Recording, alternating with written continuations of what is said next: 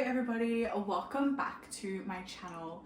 Today I'm going to be doing the mid-year book tag, mid-year freakout tag, whatever you want to call it. We are in fact a bit more than midway, and I had filmed this video a few times and then there were just issues with it, so I thought I would just re-record it. I'm here, I'm sat. I'm going to make it quick. If you're new here, hi, welcome. My name is Sienna. I love reading. I specifically read queer books, and I love a variety of genres within that. Namely, my favorite genres are fantasy, romance, sci-fi. I love a thriller. I like quite a few genres within it, as long as it's queer. I'd say my top genre is fantasy, which I think will probably be reflected throughout this video. And if you've watched any of my other videos, let's get into it. I want to try and keep this brief and quick and not ramble on for too long. You are on my phone and on my flash, so I hope that's okay with you. But hi, welcome. I would love to hear your answers to these questions. I know this book tag originated from someone. I don't know the original owner of the book tag. I got my questions from Carrie Can Read. I love Carrie. I think her reading videos are some of the funnest and just so good. And she reads a really great variety of books too. Like, she reads a lot of the mainstream books that I wouldn't read because they're just so straight and I don't really have an interest in reading them, but I still get to experience that through her videos and her breakdown videos, and they're so funny. So I would highly recommend checking out her channel if you don't watch her videos already. But that's where I got my questions from and what I'll be answering. I think there's maybe one or two questions I did take out, but yeah, I otherwise am going to just answer the best that I can. If you are new here, you haven't seen maybe like my first video back, it's been a while since I was filming on YouTube. Like, I took 2 years almost off filming anything, a year to 2, and so I've kind of come back slowly, and with that my reading has come back, and I've been reading a lot more than I was last year because I read 0 books last year, but I'm just not reading as much as I was previously. Before, I was reading probably 5 new books a week, whereas now I'm reading maybe 1 new book every 2 weeks or once a week. So it's definitely not as much as it used to be, and the books I have to talk about I have spoken about in a different video, like 5 queer books I've loved so far. Some of these are repetitive, so bear with me, but other than that, let's get on into it. I have my trusty iPad. I love my iPad. I'm such an iPad person, and I will rave about them to anyone who will listen. But the first question is best book you've read so far, which easily can go to Don't Let the Forest In by C.G. Drews. I'm obsessed with this book. I think about it still frequently. I read it, I can't even remember, start of the year, and I'm still obsessed with it. This is the first of C.G. Drews' books that I've read. Never read her other work, but this book was phenomenal. I can't express how much of a hook this book had me in, and how much of a hold on like my mental space it has. It's just so good. It's so beautifully written. Like, her writing, oh my god, it brought me to tears multiple times. It just flows so gorgeously. Like, I know gorgeously is not even really a word, but it's just magical the way she writes. It truly is. And I didn't know if I would click with it or not because, again, I've never read her work, but it was just, yeah, it was 10 out of 10. It was amazing. I loved the characters. This is, if you want to picture where this book is set. This book is set in a boarding school that is surrounded by forest, and it's dark academia kind of inspired.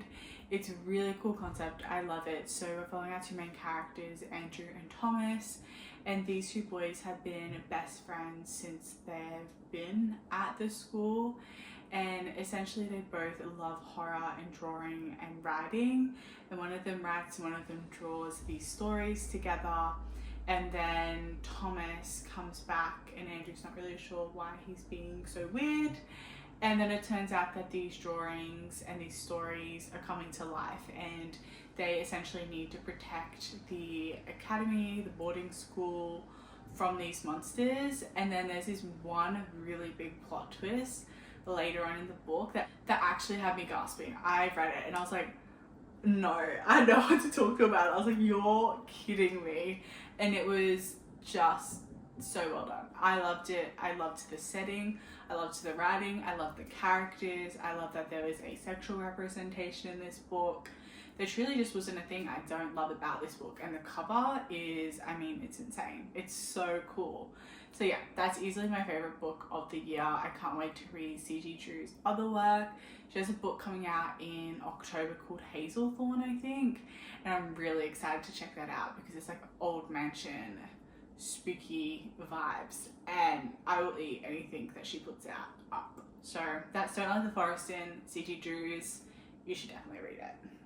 Best sequel I've read would have to go to Dark Air by C.S. Packet. I love this duology. I think it's my second favorite book of the year. This duology was so good.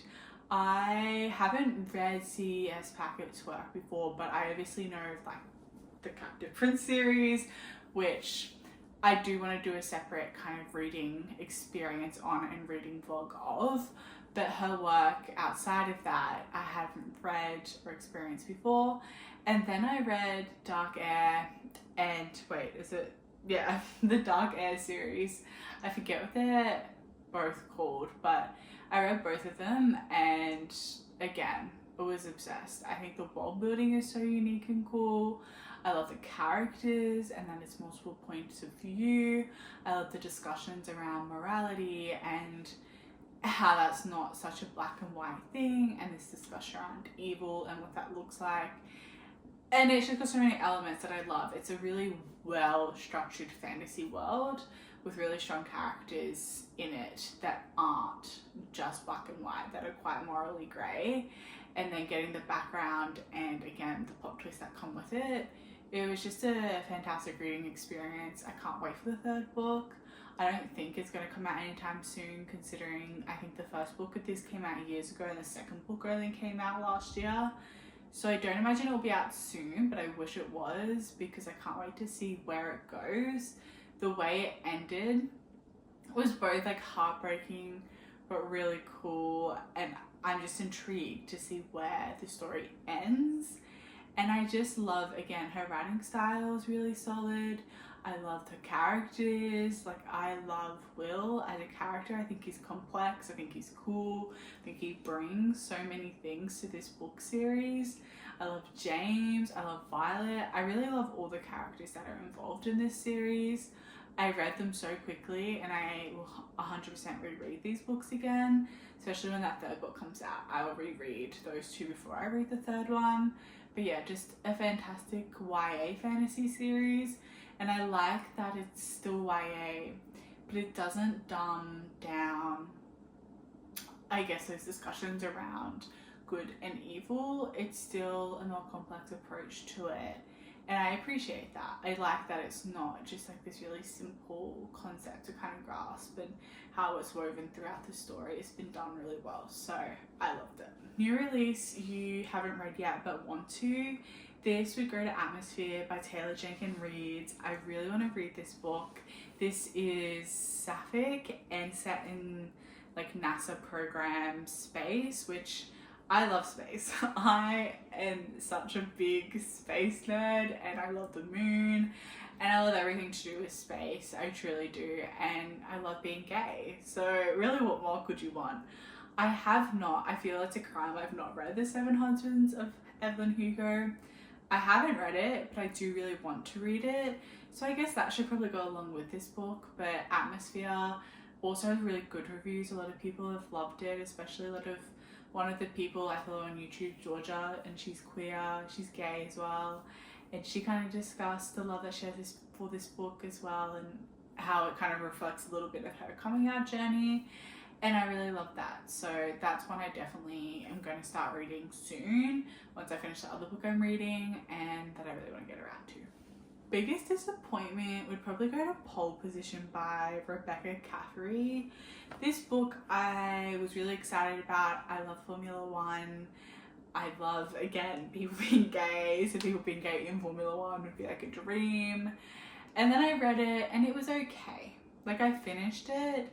I don't remember the characters' names, which I don't remember a lot of characters' names, so that's not anything to do with the book. But it was just okay. I think it could have been taken to a lot more of a deeper kind of experience and discussion around homophobia in sport, because it was very much like, everyone's great, everyone's accepting, people love it, which I just don't think, unfortunately, in this world that would be the reality, because homophobia very much still exists, especially in sport, especially in male dominated sports like Formula One. I just actually don't think the public's reaction would be as graceful, unfortunately, and I don't think that was really explored, and that the characters, there was a level of depth there, but it kind of just stayed there, and that was it. I don't think it went where it could have gone. So it was okay. It wasn't bad by any means. Like, I finished it. It just wasn't maybe what I was expecting or what I think the potential in that book could have been. So yeah, I'd say it would have to go to Pole Position. Biggest surprise, this would have to go to Immune by Avery Hendricks. This is a book series. I've read 2 out of, I think, the 3 that are out, and this was such a shock. I've never heard of this author before. I've never heard of this series before, and I don't really know why more people, specifically who read queer fantasy, haven't spoken about this book series, because it is really good, and it was such a shock when I read it because I just wasn't expecting much from it. But I love the way this author, she gives a disclaimer at the start that this isn't meant to be read like book 1, book 2, book 3. She's written the whole thing, and then it's just divided it basically up into different parts. And I think that's really smart, because it flows better and you can tell she's known where she's going with it the whole time, and it's just been sectioned into those parts, rather than writing book 1 and then being like, oh, where does it need to go, writing book 2, and that's when it kind of loses that consistency and that flow, I feel, in books. So I loved this book. I loved this series. Each one was massive. I think the first one was maybe 500 pages. The second one was maybe 1,000 pages. It was something crazy. And I read it in a matter of days. It gripped me so much. I love the concept of this. We're following our main character, Ezra, who is a lost prince in a world where there are 4 elements and 4 main gods, and he is actually a 5th one of that. And seeing around racism and social classes and what that looks like, and again, that kind of fight with yourself when you get power and using it for good, using it for evil, all those really cool things. And it's set, you get multiple different settings. Actually, you get a war academy as part of it. It's really, really well done. I loved this book. I was a little bit, maybe not sad, maybe a little bit sad with the romantic kind of aspect of this. This is a very slow burn. Like, this is not a quick romance one bit, but I was kind of hoping it would go, our main character Ezra would go in a different romantic way than what he ended up going with, even though I realistically know that's kind of who he was meant to be with the whole time. But I kind of want him to go with someone else. And I haven't kept reading to know what their relationship's actually like, so I should really do that before I make a judgment. But yeah, other than that, I think this book really surprised me, and the series really surprised me with how well done it is, and just how cool the concept was. I loved it, and I read it so quickly, and they were massive books. So that's my biggest surprise. My fave new author, easy, that goes to C.G. Drews and C.S. Packet. I've got no more to say. Newest fictional crush. If I liked men, I think my newest fictional crush would have to go to Sutton from Maybe You by Bria Prescott. I love Bria. Oh my god, I can't speak. I'm too excited. I love Bria Prescott's work. She's written some of my favorite romance books and writes really good romances that just flow and connect well and have great chemistry. And Sutton is from this book that I've read recently, and I love him. I'm in love with him. I have such a crush on him, and if I liked men, I think he'd 100% be who I'd go for. Easily. Newest favourite character, I think, goes to Will from Dark Air. I love him. I think he's just complex. I think he's really funny. I think he cares a lot. I think he has a lot of decisions to make. And he just kind of has that brooding to him that I love in a character, while also still having personality. And I think that can be hard to pull off. I'd say him or Jeremy from The Golden Ravens by Nora Sakovic. He is just a beautiful character. Like, he's just a beautiful person with so much compassion and empathy and love for the people in his life. And I love it. I love him as well. So that made me cry would be The Golden Raven by Nora Sakovic. I mean, if you've read Nora Sakovic, it's not a light read, really. And I think The Golden Raven especially, that found family and friendships and finding what it means to be loved so wholeheartedly by people without anything in return. Just, oh my god, literally tearing up talking about it.